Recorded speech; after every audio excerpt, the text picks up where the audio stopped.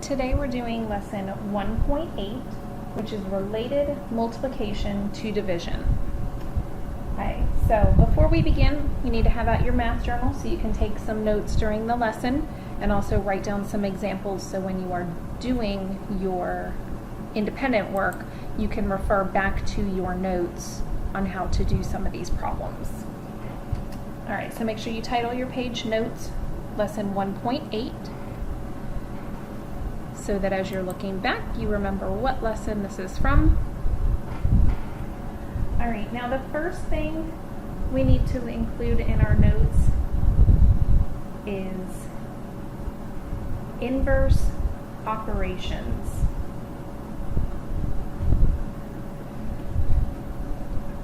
Now, inverse operations are operations that are opposite of each other. Okay, just like we learned in earlier grades that addition and subtraction were opposite of each other, multiplication and division are the opposites of each other. Okay, so inverse operations are opposite operations. Okay, and an example is multiplication and division, and then addition and subtraction. Okay, and of course we know they have to be the same numbers. Okay, so an example of this, if we had 3 times 8, which equals 24, the opposite of that, the opposite operation or the inverse operation would then be 24 divided by 3 equals 8. Okay? Or this one could be vice versa. It could be 24 divided by 8 equals 3. Okay? So it's opposite operations, but using the same numbers. We only used 3, 8, and 24.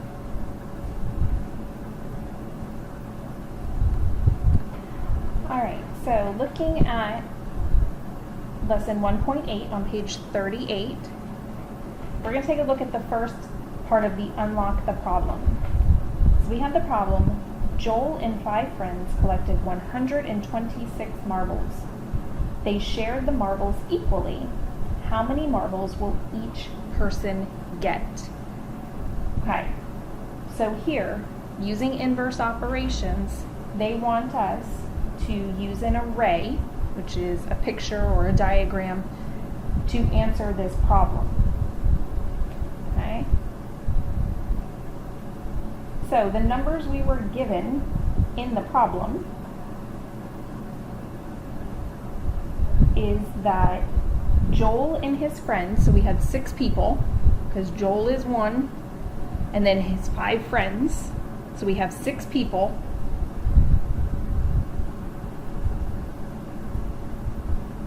And they had 126 marbles.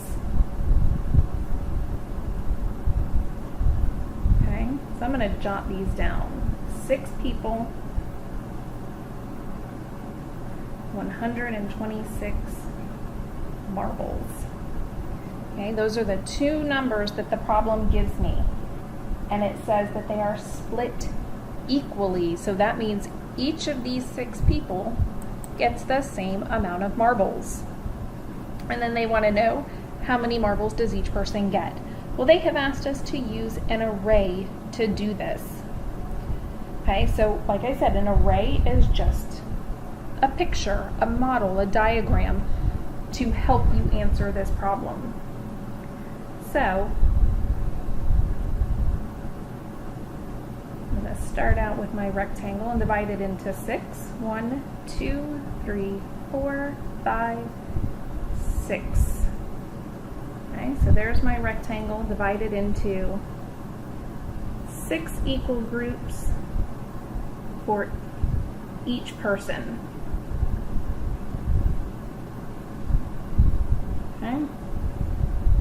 Now I need to figure out in this problem, so I have my 6 friends, they have 126 marbles between them, but how many does each person have? Okay, so you could start drawing lines going through till you get to 126. You could think in your head, well, 6 times 2 is 12, so 6 times 20 is 120, and then there would be 6 more, and there are 6 people, so each one, if I drew all the lines, which I'm not going to because it'll take a while, there would be 21 across. Okay, so there'd be 21 across this way, and we already know we have 6 this way because we had 6 people. Okay? Now, we can think of this problem 2 different ways using the inverse operations. We can think 6 times what is going to be 126. Now, unless you know that in your head off the top of you know, right away, not many people do, we could use the inverse operation of that, which is division, and do 126 divided by 6 to get our answer of how many marbles each person would get. And of course, when we do this division out, we have 126 divided by 6. 6 goes into 12 one time, or I'm sorry, 2 times, there we go. 2 times 6 is 12. 12 minus 12 is 0. I'm going to bring down my 6. 6 goes into 6 one time. 1 times 6 is 6. And of course 6 minus 6 is 0. Okay, so we would find out quickly that each person would get 21 marbles. So then I could fill that in over here, again knowing inverse operations, and if I'm using the same numbers, I know that if 126 divided by 6 is 21, then I know that 6 times 21 is 126. Okay? So that's the first way you can do this. The second way you can do this is using the distributive model. Okay, the distributive model is exactly as it sounds. It's distributing a number to complete an operation. Okay, so if you take a look at the next example on page 36, it says use the distributive model to divide 52 divided by 4. Okay.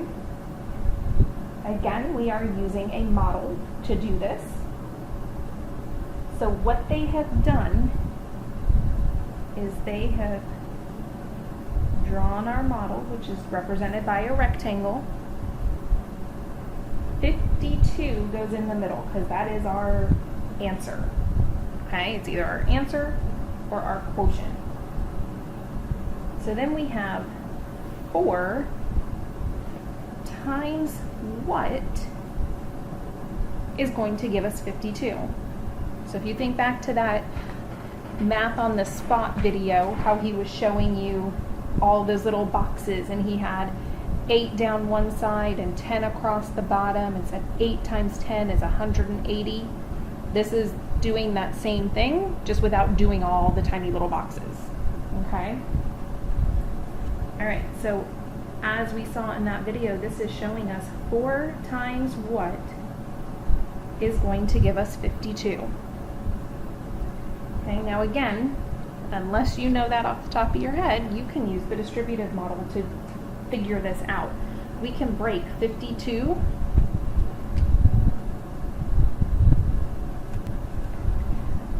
we can use the distributive model to break up this 52.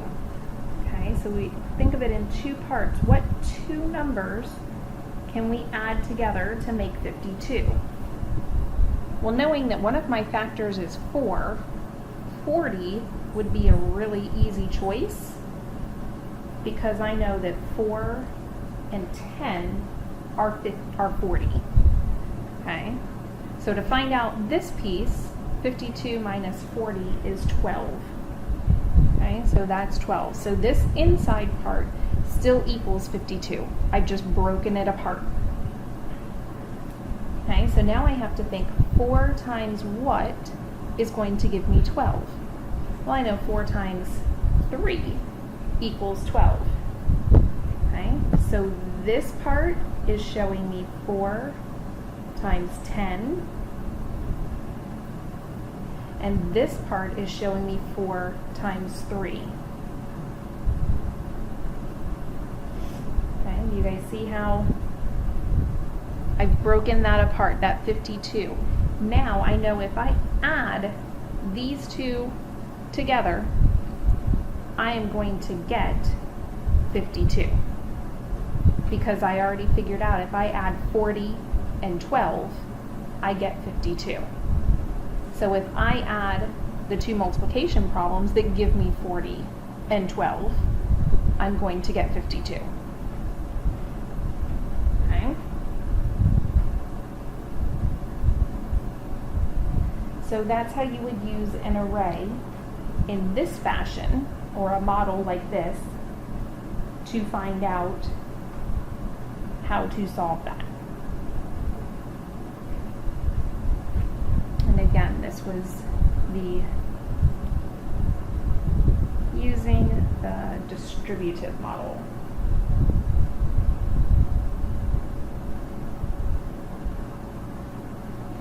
Okay? And the distributive model is saying just that you are distributing numbers to a different place.